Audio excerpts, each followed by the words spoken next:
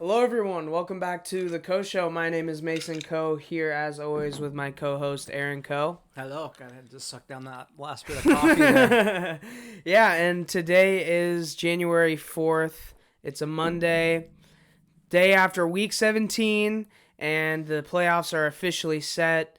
The Seahawks, as we already knew last week, are in. We're in, baby. Yeah, we're in, and we got a pretty exciting matchup, obviously, against, division rival. It's exciting, but It's exciting, but, not exciting, kind of in the same way. The Bears, Yeah. or just something different, Seriously, yeah. But yeah, we'll take it. Yeah, before we get into that, and also this fine Week 17 win against the Niners, obviously follow us on Twitter at Mason Charles Co, at AaronCo29. Also, subscribe and comment, like. Is it hard to subscribe? I would say it's actually one of the easiest things to do as far as social media goes. Because you're watching on YouTube, the subscribe button is literally just right below. Oh, wow. It's like right below the video. Also, even closer to the video is the like button. How much does it cost? It's free! Wow. Really? Yeah. Oh. It's free. Also, Amazing. my Venmo is Mason-Co-1 if you do want to donate. But, obviously a great win. The first half, one of the worst halves of football I've ever seen. Yeah. Just from a viewer I feel standpoint. like we say that a lot of weeks. Yeah, honestly. Over the last however many years of watching Seahawks football. Yeah. So, I went upstairs for the second half, and then Thank things you. popped off, and then I just kind of stayed up there. You know what sucks? I put that stupid apron on again because they were, things weren't going well. So I put my Let Russ Cook apron on, which again, thank you for the worst Christmas gift I've ever received. However, it worked again. So I just got to pull that out when Russ is struggling, and hopefully he'll get it going every time. So. Yeah, speaking of Russ, again, not a little lackluster performance. Obviously, got the job done, but you see 5 yards per attempt, 20 for 36, and this isn't the MVP candidate Russ that we need to win the Super Bowl. I think. I think it comes. That's one of the major things it comes down to. Can Russ play like an MVP candidate? Yeah, if you look at most Super Bowl winners have great quarterback play. Mm-hmm. Usually it's a great quarterback. If it's not a great quarterback, it's a quarterback who played great for a few, got hot. Yep. The Nick Foles effect, something like yeah. that. So we're gonna need more from him. I don't think you need a lot more, but you need some explosives, and those have been missing of late. And thankfully, it's really because the defense has pulled it together that we don't need a lot more, because the script has flipped a little, where it was like we need the defense to play at least average, and now in these last few weeks we need Russ to play at least well, Right. if not great. So it's kind of interesting how that dynamic has shifted, at least from my perspective as a fan. Yeah, now some would say, well, look who they've played. True. But that being said, every one of those opponents over I forget the 5 weeks or something like that, every one of those opponents, the Seahawks have held them under their season average. So so it's some of it's the opponent, but a lot of it is we're not seeing busts in coverage. We're seeing a more complete pass rush with the having all the pieces available. We're seeing their zone defense just tight, and everybody knows their responsibility. And I think having a bunch of new players and also the injuries that you had, now you've got almost everyone available, so you're starting to see that gel and come together. Like Pete always said it would, so I thought he was nuts, but he appeared to be right about that. Yeah,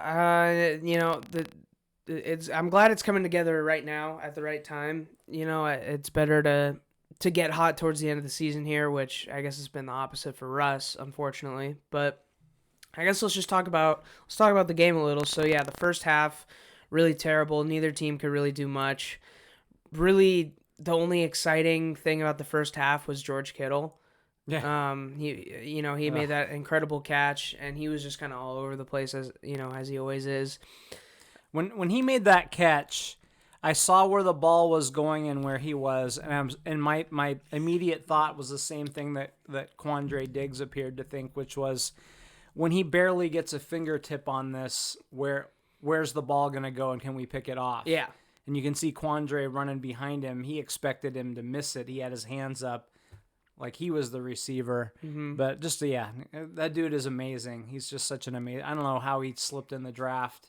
Incredible play by an incredible player. Yeah, I told you during the game that yesterday morning before the game, I was thinking about why was I scared that the Niners would win this game?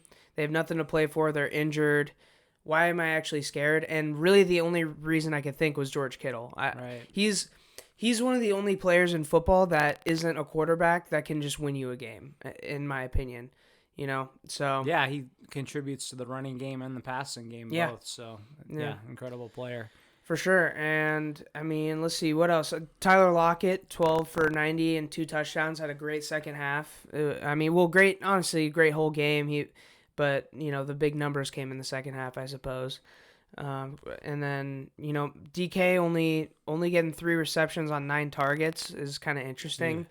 Yeah. He had a couple. Did he have a couple drops? Right. He for sure had one. Mm-hmm. There may have been another one that I don't remember at all. I don't know if it would count as a drop or not. I think some of those targets I don't think were really targets. I think it was Russ just throwing it away, kind of throwing it out of bounds. The one pass that is never counted that will never be a completion is the ball that's thrown out of bounds. Yeah. Right. That's the one thing that no one's ever going to get a catch for. But it was pretty cool. Lockett set the Seahawks all-time catch record, and DK set the all-time yardage record, both on the same drive. Crazy. And then Tyler Lockett comes back and ends up with 100 reception. Mm-hmm. None more important than the game winner on 4th down.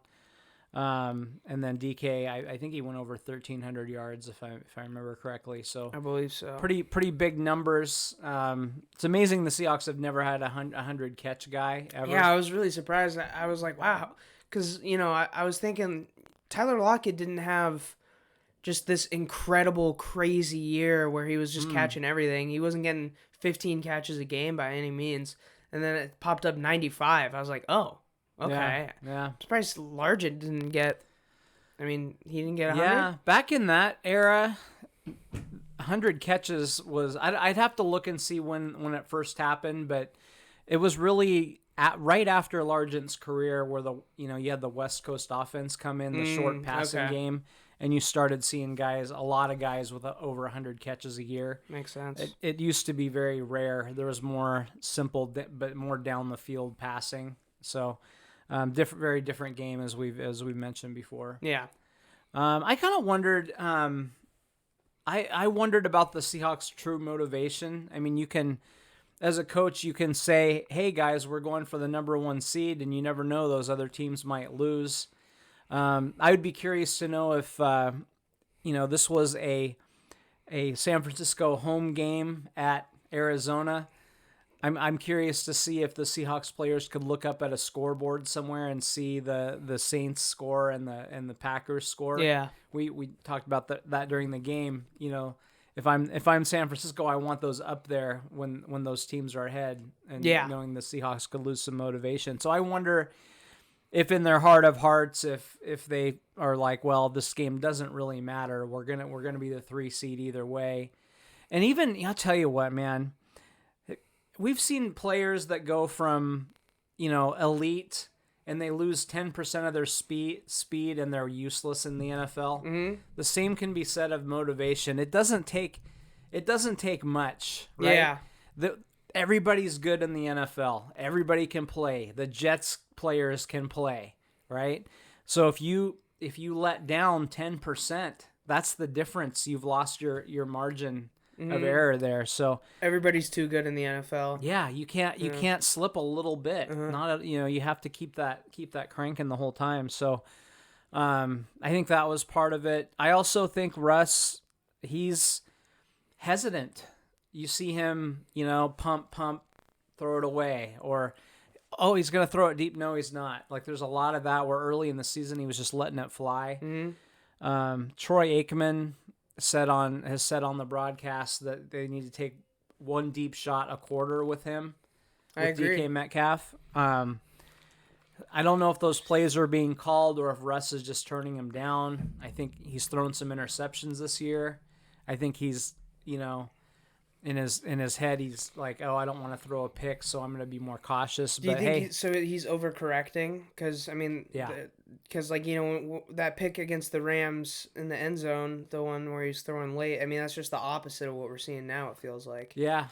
So, yeah. Every correction's an overcorrection. Yeah, I'd like to see a little bit more, turn up the heat on the cooking just a little bit. Yeah. And have him take a couple more shots. And, if you're DK Metcalf, your job is to A, catch it, and B, knock it down if you can't catch it. And I think they need to get that level of trust back.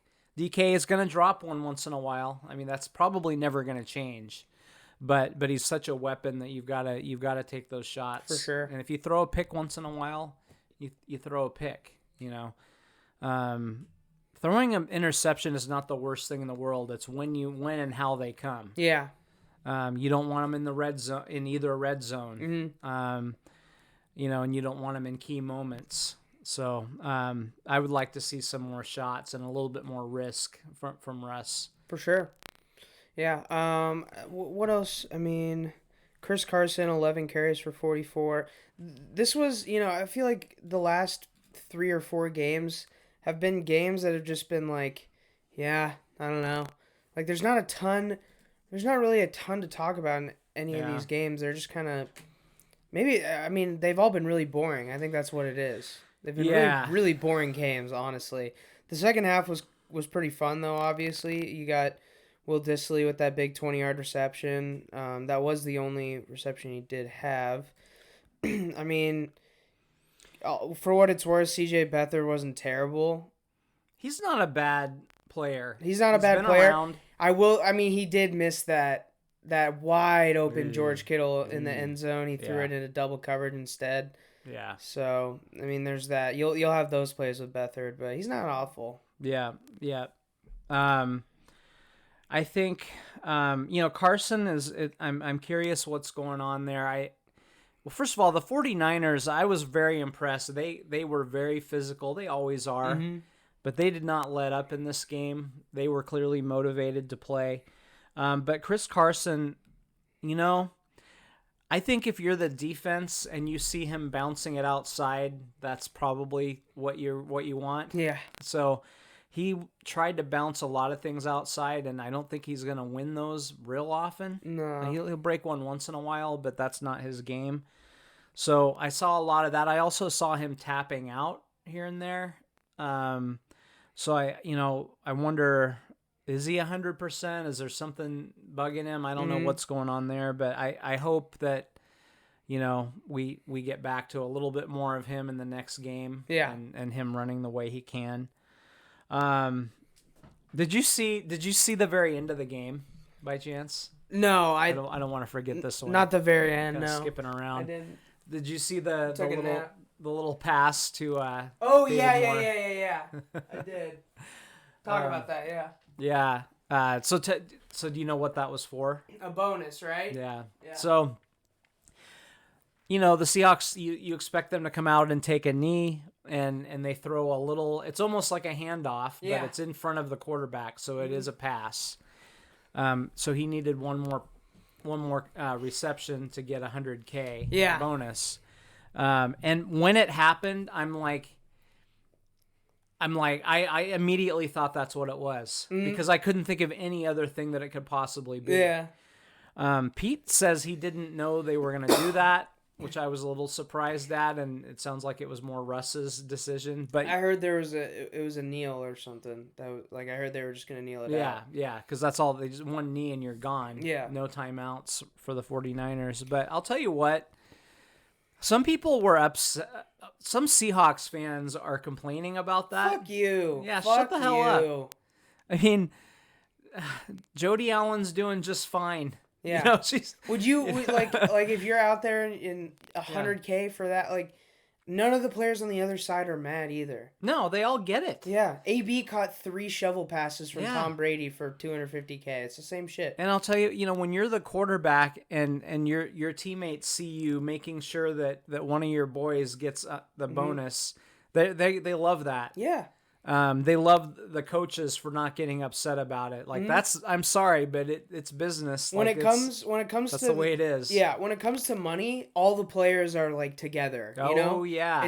There's no team shit when it comes to the players getting their money. Like, How everyone often wants everyone to get their money. How often in the history of sport, since you've been alive anyway, have you ever heard a player say that guy makes too much money? Never ever. Yeah, Never. And I'm sure they think it, but they're in the back of their mind. They're like, I don't mess with somebody else's wallet. You know? And also let's let that be the standard. Like, you know. Yeah, Just overpay us all. Keep pushing the market up. Yeah. And, Yeah. Yes, and I know. I mean, Emmanuel Sanders. I think it was 8 receptions or something, and you know, you're in the middle of the game. The Saints are up quite a bit at this point, but he catches a pass for a first down. He gets him and goes like that. Yeah. And his teammates are all like patting him Yeah. on the head and shit. Like I'm pretty sure that bonus was like 500K or something. That was a really big one. And so everyone just wants everyone to get paid. The owners have. You think the players are rich? Like, there's levels to this. Yeah. The owners are like so much more rich than the players. So it's insane how much more money the owners have than the players. So it's fine. They'll be fine. I'm usually gonna side with the millionaires over the billionaires, and you know when it comes to these money discussions. stuff, yeah. No, I'm not a big fan of guaranteed contracts, you know, because I do think that you should be paid based on what you're gonna do, not what you did in the past. So and I think the players are very well compensated. But yeah, I mean, this is a 7th round pick who hasn't made big money, and 100K, you know, hey, good for him. Yeah. Whatever. For sure. Yeah. So other than that, what else? I mean, do you have any specific players you want to talk about, specific plays? I mean, Rasheem Green, actually, Rasheem Green did really well. Fumble recovery. He also got a sack and 1.5 tackles for loss. So, yeah, he had a really good game and also 2 QB hits. So, yeah, I mean, shout out. That's really the only big standout on defense that I can think of. You know, Wilson hit 40 touchdowns on the season, which is a pretty big milestone. So we had some real milestones in this game. Yeah. I'm just kind of going down my list of notes here, and they're totally out of order. Oh, Benson Mayowa, too. He had 2 sacks, 2 tackles for loss. So yeah, the pass rush has really been there. Yeah. And sometimes they're able to get there with 4 guys now, which they had no prayer of that early in the season. Yeah. One thing, you know, on that last touchdown reception by Lockett, that was a really interesting play, kind of a slow developing play. And if Chris Carson doesn't block, I think his name is Fred Warner. Fred Warner. You know, one of the best linebackers in football. If he doesn't get in there and pick up his blitz, that play is dead. So that was a really interesting. You know, that was a play where Lockett's over on the right. I think Russ is able to see right away that it's going to be man-to-man, so he sticks with that man beater play. The corner had, you know, kind of outside leverage to Russ's right, but Lockett cuts all the way across, and he bobbled that ball for a second. I was like, oh God, they could review that and overturn it, but he did get both of his feet down after he secured it. But that was a really cool play, and you know, I'd like to see some more creative stuff like that. We talked about that last week. Yeah. Creativity. Yeah. We need. Yeah. It seems like he's been saving some of that stuff for at the very end of the game, but could we sprinkle in a couple of those in the first quarter too? Yeah, well, I mean, I think the best thing we could hope for is that not only, I mean, he's not just saving him for the end of the game, he's saving them for big spots in the playoff. Yeah. Playoff games are obviously big spots, so maybe he needs more in the bag of, Yeah, that's bag the of thing. plays. That's the thing. I think at that point, if you're really having to save all that for the playoffs, you just need more of them. So, I mean, who knows? But Right. yeah, what else you got? What did you think? So when they're down, what was it? Was it 16-6? It was 16-6. Yeah. Yeah.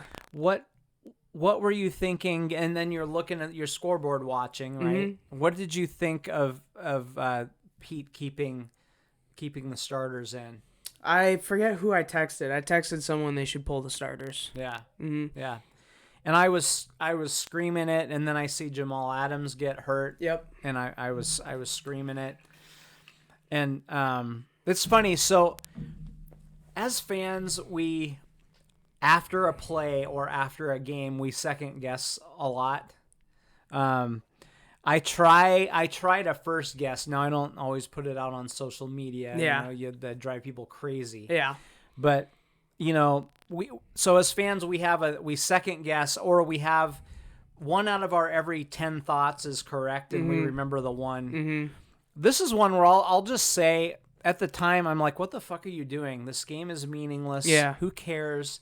You're gonna get somebody hurt.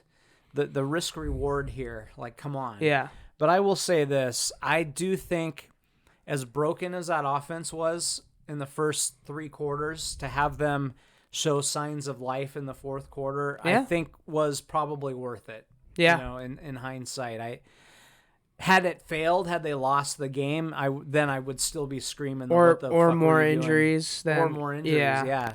But But in the end, Russ hopefully got a little confidence back. Yeah. So we'll I see. think, Russ has obviously had plenty of those reps, but especially for the other guys, getting those reps in those quote-unquote big moments. And, I mean, we love to think that the players hate the 49ers. That, that's probably not the case. Yeah. But Yeah. for most of them. But to have it against, I mean, they're well aware that it's a big game for the franchise, just against the Niners at any point. So, yeah. KJ hates their fullback. Oh yeah, KJ absolutely blew up Juszczyk, and apparently it's because he got chop blocked a few times. Yeah, and he's kind of a dirty player. yeah, and KJ wanted to let him know how he felt in a clean way, which he did. Yeah. It was one of the nicest clean hits I've seen, definitely this year. Yeah. I think Textbook. Yeah, 100%. There was absolutely nothing you could have wrong with it, especially when you're checking a guy that's, the short, little, stubby Juszczyk guy. Yeah. So, he can take a hit like that. It's not a quarterback or anything. KJ kind of John at him a little Yeah. bit, which you don't see KJ do at all. So he, this is like, Largent had been, this is that famous play with, I think it's Mike Harden, I think his name was. He had taken a cheap shot at Largent, so that safety then picks off a pass and Largent lays him out. I mean, if you're a Seahawks fan, you've probably seen it 100 times, and Largent jawed at him. Yeah. So it's just funny, when guys like KJ or Largent start jawing at somebody that they've been wanting that for a while. Yeah. So yeah. that was pretty cool. Let's see.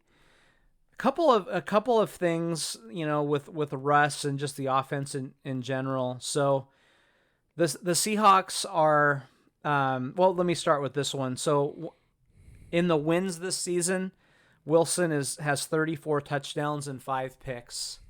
In the losses, he has 6. In the 4 losses, he has 6 touchdowns and 8 picks. Oh Jesus! Wow. Yeah. So I've kind of said this all year that's the turnovers have been and Russ have been a big factor. Even when the offense was playing well and the defense wasn't, it was turnovers that really made the difference there. The Seahawks, this is from Hawk Blogger. The Seahawks have turned the ball over more than once in 4 games this season. They are 0-4 in those games. Wow. So that's more than 1. 1 is okay. 2 is not. They're 12-0 with 1 or less turnovers. All right. 1 or 0 turnovers. So That is a key, and that might be some of Russ's hesitation there. Mm-hmm. I'm sure Pete's always talked about turnovers. Yeah. So I'm sure he's in his ear a lot, and that may be affecting Russ. So I'd tell Russ, take some shots. If you get a turnover, then don't have any more turnovers. Don't have any more. Yeah. You get one. You can have one. One. That's it. All right. So what? I don't. Yeah. I mean, what else? You got any other points from this game? I think. Let's see if there's anything else from this game, and then we can talk about the next game. Mm-hmm. No, I think that's pretty much it. I mean, like you said, it was a really ugly game, but I think it was good for Wilson and the Seahawks to get some offense going. Yeah, for sure. You didn't, ending that game with 6 points, and then now you're going to go face the Rams, and 49ers and Rams are both great defenses. Mm-hmm. Those are both top 5 to 7 defenses, very physical. Yep. So I think, just getting something going there is good. And this is going to be, a tough matchup. It's going to be, it's not going to be a blowout. Yeah. Yeah. Doesn't matter who the Rams quarterback is going to be. It's going to be challenging to score on the Rams. So it'll be one of those close games, and you hope that Russ makes enough plays again at the end to win it. No doubt. So I think what I want to do for Wednesday we're going to do a more a preview of kind of the whole playoffs, I would say, or at least the whole first round of the playoffs. I think what we should do, I was going to ask who you're taking on the spread for this one, but I think what we should do is theoretically in a fake fantasy land bet Monopoly money on each of the games coming into Wednesday's show, and then reveal our picks on Wednesday's show. Okay, that sounds good. Yeah. So look out for that on Wednesday. Yeah. So we won't give any predictions for this game, but we'll just kind of talk about general feelings and all that stuff. And we also, if we learn more about upcoming, injury news, COVID stuff, whatever, we'll touch back in on this game on Wednesday as well. So yeah, and there's gonna be some interesting things to find out, and we may not know the answers by Wednesday, but yeah, what's Jamal Adams' status? Right. He came out fairly early in the game and looked dejected, but you don't ever know with him. It might have been I'm pissed off because the coach said I can't go back in this game, or it could be I'm done for the year. Yeah. I don't know. Now Pete after the game said the trainers told him he should be good to go, but he was a little bit more coy about it this morning on his radio show, saying that he didn't know. So I don't know. That may be let's make the Rams guess. Yeah. So hopefully he's back. And then the other one, I'm a little more concerned, I think, about Jaron Reed. Okay. It's, I guess, an oblique. I've heard a couple different things. I've heard abdominal. That may be tough. It may be tough to get him back. So those will be big notes. And then, the Rams quarterback. What do you think about the Rams quarterback situation? What do you want to see? What do you expect to see? I want the backup, I don't think Jared Goff is good, but at the end of the day, having a guy only starting his second game, Jared Goff has experience in the playoffs. He has beat the Seahawks before, just give me the backup if that's possible. I'm not necessarily rooting for a dude to be injured, but right. I obviously would rather the Seahawks face the inexperienced guy for sure. What about you? Where are you at? Yeah, I would say so. I mean, had that guy come in and really lit it up against Arizona, I might say differently. But he didn't do a whole lot. I think the Rams had a pick six in that game, which is some of their points come from that. Yeah. So they weren't able to do a whole lot offensively. So yeah, I would rather see. I don't even remember the guy's name. Wolford. Well, I don't Wofford. Yeah, I don't fucking know. Yeah, I would rather see him. If you don't see him, you're gonna get a Goff with a thumb that probably still bothers him. Yeah. And he'll probably let us know every play like last time. Yeah. But I would rather see the backup For sure. because he doesn't scare me. There are some backups that, that you worry about because maybe they're better than the starter. Yeah. If the starter's struggling, and Goff had been, but Uh-huh. yeah, so that'll be interesting. But really, it's going to come down to, if the offense can score 20 points, they'll probably win the game. If they can't, they'll probably lose the game. Yeah, I agree. I mean, I was just about to give a score prediction. We're not giving predictions right now. So, I think, I mean, at the end of the day, if they do give up more than about 20, it'll be a failure on the defense's part. Yes. Really either way, but especially if the backup's in. Yeah. So, I mean, I'm obviously, I'm looking forward to it, but I'm not, just like with every playoff game, really, or really every Seahawks game. The interesting thing is the Seahawks are -4.5 right now, which is, I mean, I guess that's based on the assumption that Goff is out. I don't know. Because I think Goff is out, and it is a Seahawks home game. True. Oh yeah, because were we in LA week 16? I think they were here. Well, because that game that was only like a point and a half. But the Rams were. It's funny how things change. Yeah, true. I guess NFC this year, the Rams were kind of like, maybe they're the favorite now. There's 2 or 3 times this year that the Rams seemed like they were going to be really good, and then they just kind of shot themselves in the foot or whatever. So it's funny how this first just how it's changed. The Seahawks were hot. Yeah. Arizona for a minute there was like, ooh, maybe they're the team that's going to emerge, and you've had the Saints and the Bucks in there. The Rams, obviously Green Bay's kind of been there all year as a team, but the Cowboys, they got blown out by the Buccaneers. So you're like, Cowboys preseason. Cowboys were crowned champions and in week 1 of the preseason, but so, and then also, in the AFC too, I mean, it happens with teams like the Titans and the Colts. Yeah. Colts lose to the Jags, and then they smack up on the Titans, and the Titans smack up on the Ravens, and then get smacked by someone else, by the fucking Raiders. Or same thing with the Raiders. The Raiders smack the Titans, and then almost lose to the Jets, and I don't know. By the way, I think Gruden's got like another 7 for 70 coming his way. Yeah, that's great. I think they might get better.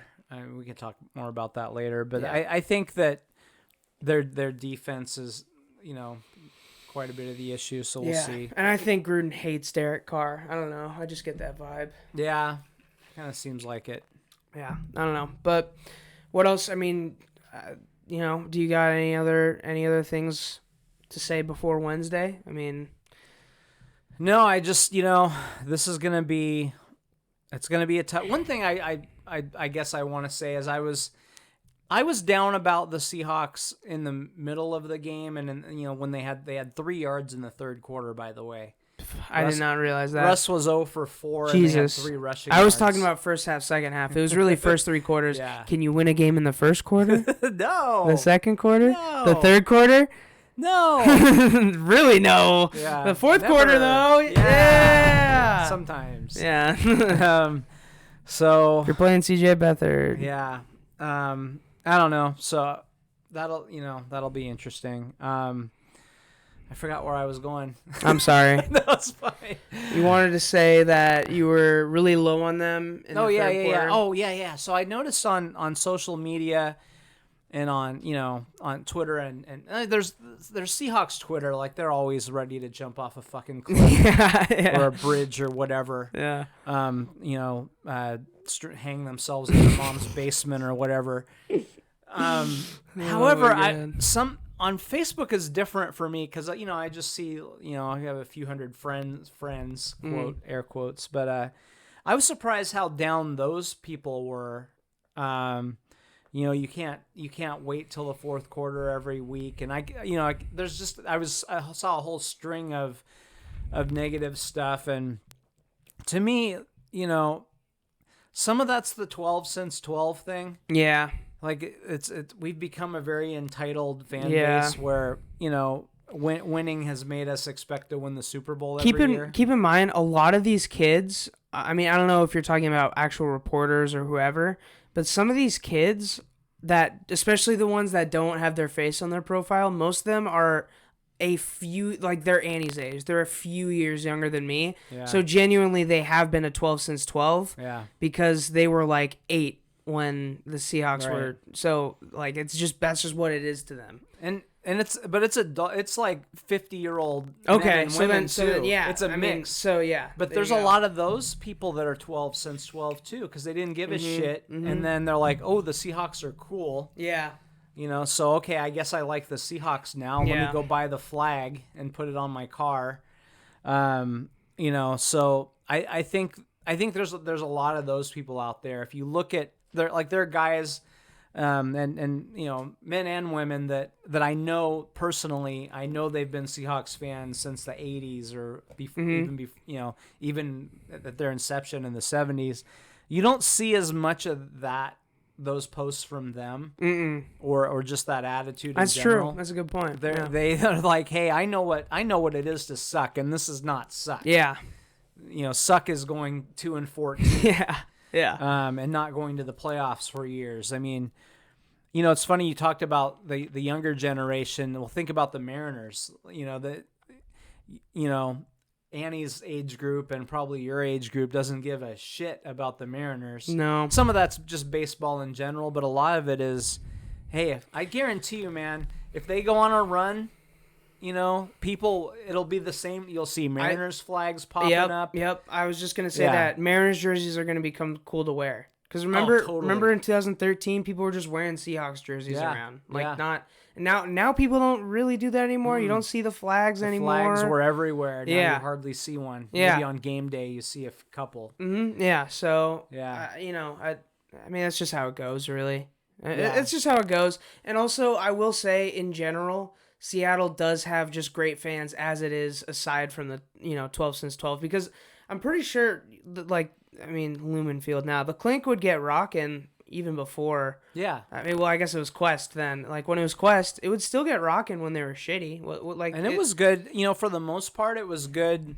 It's always been good. There was a couple years there when Ken Behring owned the team in the early to mid 90s where the fans started to dwindle because when you have a guy talking about moving the team to LA. Oh yeah, meddling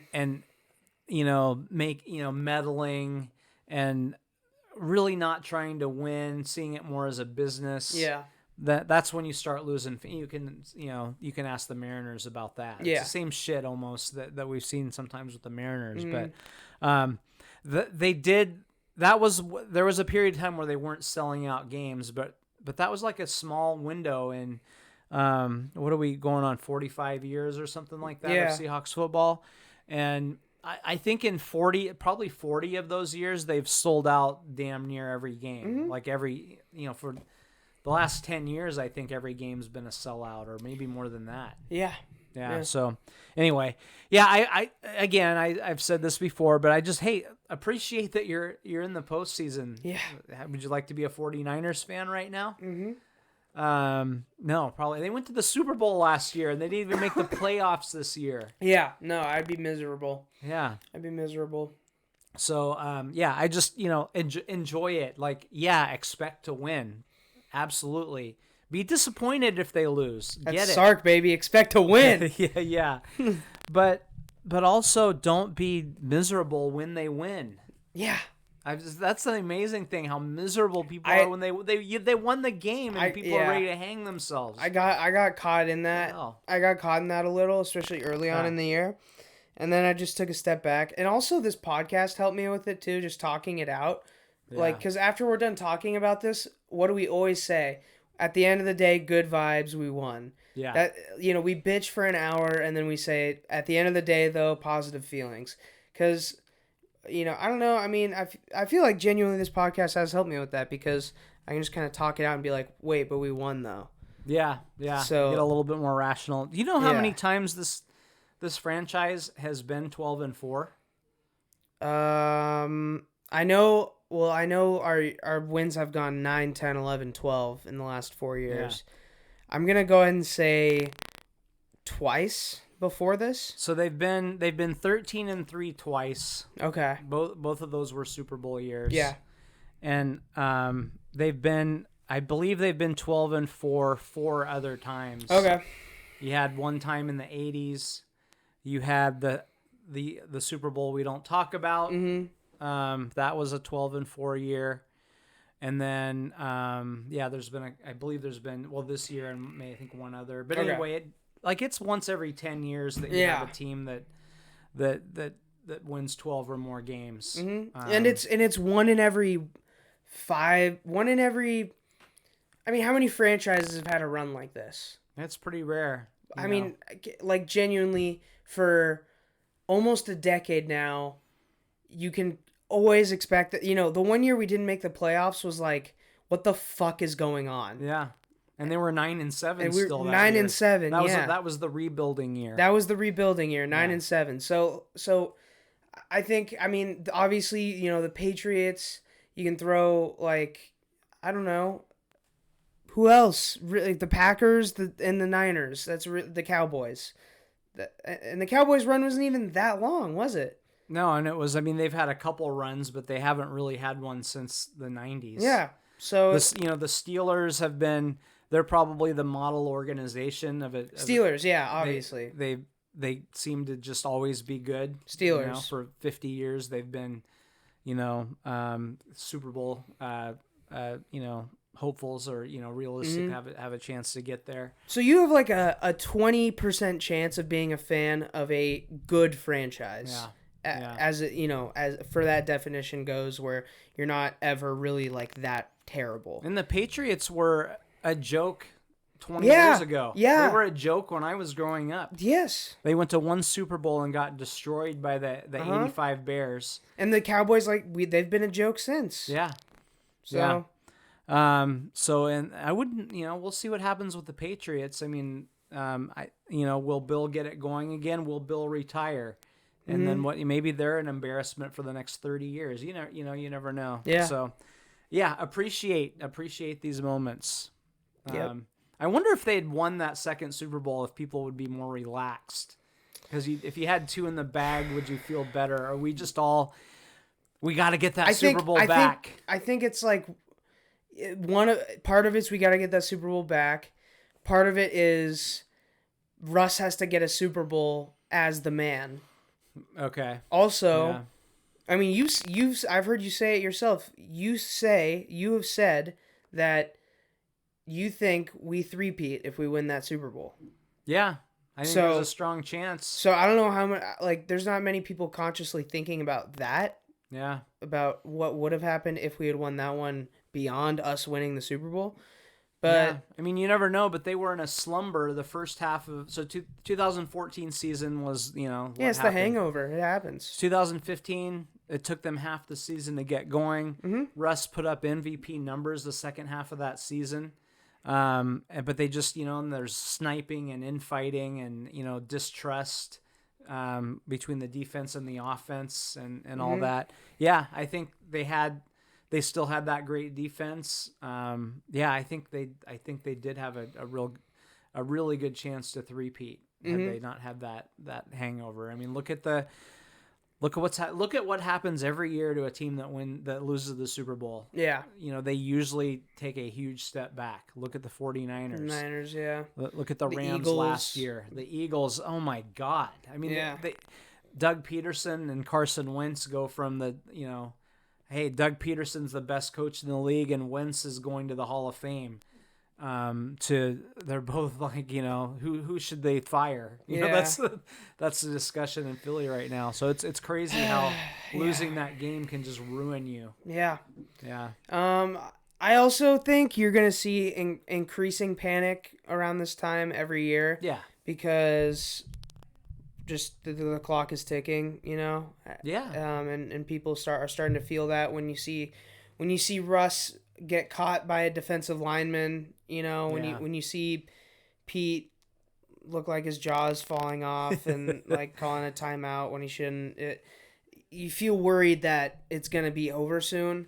And also, I think specifically this week you saw a ton of panic just because we're going into the playoffs. So I think every year around this time it's gonna get worse and worse, quote unquote, for Seahawks fans as far as how they feel, depending on, unless we're like just killing teams going into the playoffs. But whatever. Well, we are fans. We are nuts. Yeah, that's what happens. Fan is short for fanatic. So if you're a true fan, you're nuts. Mm-hmm. There's no logic in caring about the outcome of a football game. No. But we're crazy, so that's what we do. Yeah. And we talk about it 2 hours a week. Yeah. on here. On here. And another 20 hours off of here. Yeah. Probably. Yeah. Nonstop. Seriously.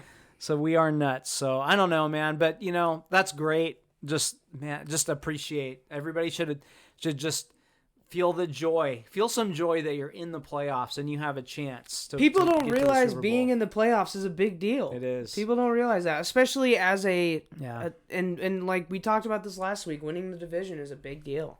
Yeah, and I'll be there if they lose to the Rams. I'll be. Oh yeah. I'll the storm neighbors in are here. gonna know. The Yeah. neighbors are gonna know just from me. It'll be. What's going on. All this positive shit will be completely gone next Yeah. week if they lose. So yeah, we'll see. Hopefully that doesn't happen. You got anything else? No. That's it.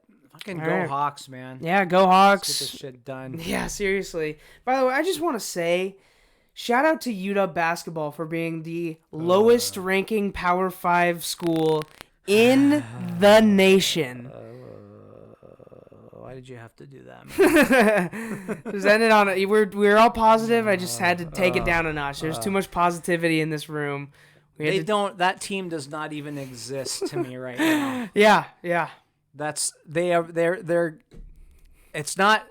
They're not even bad. They're not even good and bad. How do I say this? You've broken me right now. I am broken. If they were mediocre, I would be angry. Yeah. Okay? But they're so bad that they're off a cliff and nobody even cares about them. They're irrelevant. Nobody It's gives like- a I mean, shit it's about like- UW basketball. It's like what right UW now. basketball was when you were in school. Yeah. Yeah. Yeah, great. I was in the marching band, and there were more people in the band because we had to be there than there were in the goddamn stands. Yeah. Yeah. Uh-huh. Yeah. So anyway, well, I don't know where the hell that came from, but All right, yeah. Subscribe, like, comment, follow us on Twitter at Mason Charles Coe at Aaron Coe 29. I don't know if I'm gonna start tweeting more, but I'm definitely gonna start retweeting more. okay. The tweets that I find funny, I'm gonna start retweeting more. Yeah. So at least follow me for funny retweets. Yeah, and then other than that, ebook on Amazon, softcover and hardcover on Lulu.com of High Points, my dad's book. Aaron Coe on Facebook, friend you, and yeah, thank you for listening. If you made it this far, I don't know why. You're kind of nuts, but yeah, Thank you. you're actually dope. So yeah, peace. Yeah.